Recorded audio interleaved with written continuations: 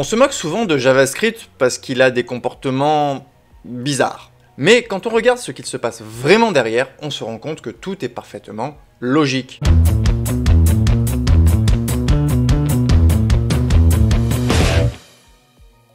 Salut à tous, je suis tombé il y a pas longtemps sur une image se moquant un petit peu de JavaScript et des comportements bizarres qu'il avait.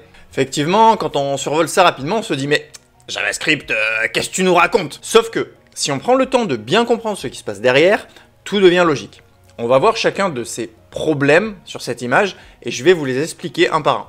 Et à la fin de la vidéo, je vous montrerai un autre truc marrant de JavaScript. Commençons par type of not a number égale number. Alors effectivement, d'un côté on nous dit ce n'est pas un nombre, et de l'autre on nous dit c'est un nombre. Non mais, allô JavaScript quoi. Alors pour comprendre ça, il faut se pencher sur ce qu'est not a number. Et ça ne vient pas de JavaScript.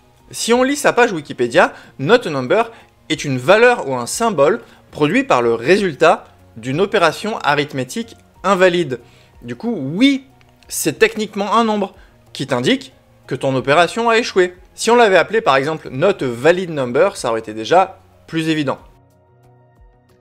Quand tu demandes à afficher 99999, JavaScript va t'afficher 10 quadrillions. Ça, c'est la faute de la façon dont les nombres sont représentés en binaire suivant le format I3E754. En JavaScript, tous les nombres, qu'ils soient entiers ou flottants, sont représentés en double précision I3E754 en 64 bits. Regardons la valeur I3E754 de ces deux nombres. Et comme vous pouvez le voir, c'est la même. Et si vous souhaitez savoir pourquoi, je vous invite à aller voir la vidéo technique explicative, le lien est en description. D'ailleurs, la documentation JavaScript te dit que si tu utilises des nombres plus grands que number.maxSafeInteger, donc ce nombre-là, il faut utiliser bigint. Encore une fois, quelqu'un qui n'a pas lu la doc. Alors, 0,1 plus 0,2, c'est pas égal à 0,3. Ça peut vous paraître bizarre. Pourtant, c'est totalement logique. Encore une fois, c'est la faute des bits. 0,1 et 0,2 sont en binaire deux nombres fractionnaires. Ça veut dire quoi? Ça veut dire qu'ils sont infinis. Un peu comme un tiers par exemple qui fait 0,33. C'est bon. Vous inscrivez le résultat dans le cahier. Hein. Par exemple, pour 0,1, pour le convertir en binaire, on fait 0,1 fois 2 qui nous donne 0,2. Donc là, on va regarder le 0 pour le binaire et on prend la partie décimale, donc 0,2, que l'on remultiplie par 2. 0,2 fois 2, 0,4. On fait pareil, on garde le 4, ça fait 0,4 fois 2, 0,8. 0,8 fois 2, 1,6. Donc là, pour ceux qui suivent, on prend le 1 et ensuite on garde le 0,6 qu'on va remultiplier par 2. 0,6 fois 2, 1,2. Donc là, on garde le 1 et on multiplie par 2. Donc 0,2 fois 2 égale 0,4. Et on donc revient sur le 0,2 de tout à l'heure et donc on va boucler à l'infini. Et comme vous avez regardé ma vidéo sur l'I3E754, vous savez que quand les bits dépassent, quick, on les coupe. Au final, ces deux nombres seront donc une approximation en I3E754. Lorsque vous ajoutez 0,1 plus 0,2, les petites erreurs dues aux approximations s'accumulent. Et le résultat final n'est pas exactement 0,3, mais quelque chose comme 0,3004. En JavaScript, ces petites erreurs sont visibles parce que le langage affiche la précision complète des calculs. C'est pas un bug, mais une conséquence des standards I3E754. D'ailleurs, c'est pas que en JavaScript, c'est quasiment dans tous les langages. Ça, il suffit de lire la définition de la fonction, en fait, c'est écrit, c'est logique. Là, vous demandez le max de rien. Le max de 1, bon, c'est 1, mais le max de rien, c'est quoi le maximum de rien? On pourrait dire que si vous voulez le maximum de rien, il faudrait que ce soit une valeur qui devrait être plus petite que n'importe quelle autre valeur qui existe. Parce que si vous voulez demander le max de rien et de quelque chose, ça devrait donner quelque chose. Donc le max de rien, ça doit vous retourner le plus petit. Donc le max de rien et de 1 doit retourner 1. Imaginons, on retourne un grand nombre, ce que vous attendiez, je pense, en voyant math.max, vous vous attendiez à avoir plus l'infini. Imaginons, on retourne l'infini. Si on fait le max de rien et de 1, ça va retourner plus l'infini. Et si on fait le max de n'importe quel nombre et de l'infini, ça va retourner l'infini. Donc le seul nombre qui va permettre de vous donner un résultat, c'est moins l'infini. Max de moins l'infini et 1, ça va vous donner 1. Et pour le minimum, c'est la même chose. Alors ceux-là, ils sont intéressants.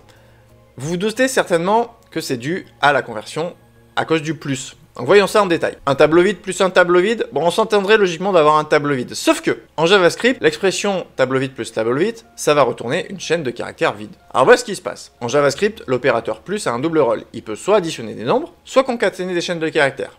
Là, c'est ni l'un ni l'autre. Donc ce qui va se passer, c'est que le tableau, il va le tenter de le convertir en chaîne de caractères d'abord. Et donc, lorsqu'on applique l'opérateur plus à ces deux tableaux, JavaScript va faire toString dessus. Donc pour un tableau vide, toString retourne une chaîne vide. Donc concaténation, chaîne vide plus chaîne vide, ça donne chaîne vide. Un tableau plus un objet, ici c'est la même chose. On convertit donc le tableau en chaîne vide et le second, c'est un objet. Si vous faites objet.toString, vous avez object. Donc ça revient donc à faire une chaîne vide plus la chaîne du string object, ce qui donne la chaîne object. Alors celui-là, on s'attendrait au même résultat, sauf que on a 0. Dans cette expression, lorsque JavaScript va rencontrer les accolades, en fait, il va pas les interpréter comme un objet, il va les interpréter comme un bloc de code vide. Et donc, JavaScript, ce qu'il va faire, il va juste ignorer ces accolades en tant que bloc vide. Il reste donc plus tableau, et cette syntaxe, vous la connaissez, c'est un raccourci pour convertir en nombre. Par exemple, plus chaîne de caractère 3, ça va te donner 3 en nombre. Ici, on va donc convertir le tableau vide en nombre, et donc, c'est 0. Si on voulait avoir le même résultat que précédemment, il faudrait mettre des parenthèses autour du bloc vide,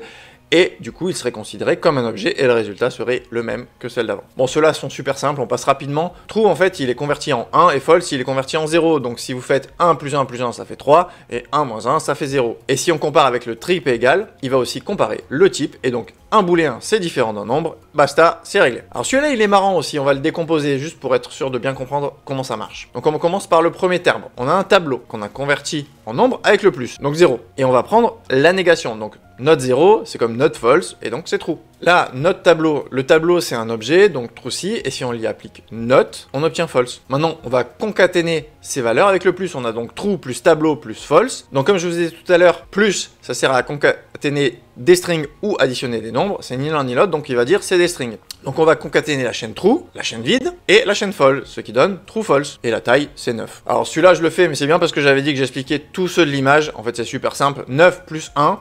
Donc le plus va concaténer deux strings, donc 9 est converti en string. Une string de 9 concaténée à 1, ça fait 91. Voilà. Le moins par contre, sur des strings, ça les concatène pas, ça les enlève pas en fait. Donc il va convertir le 1 en nombre, donc ça fait 91 moins 1, ça fait 90. Et pour le tableau, on l'a déjà vu tout à l'heure, un tableau converti en nombre, c'est 0, donc 0 égale 0. Et comme on compare avec le double égal, il compare juste la valeur et pas le type. Et une dernière petite bizarrerie sympa de JavaScript, le spread des opérateurs qui va désassembler certains emojis pour révéler leurs secrets. Par exemple, la main noire va être décomposée en main et peau noire. Le drapeau de l'UE va se décomposer en lettres U et N, comme United Nations. Et il y en a plein des comme ça. La mécanicienne, c'est une femme, plus la mécanique. Un professeur, c'est un homme, plus une école.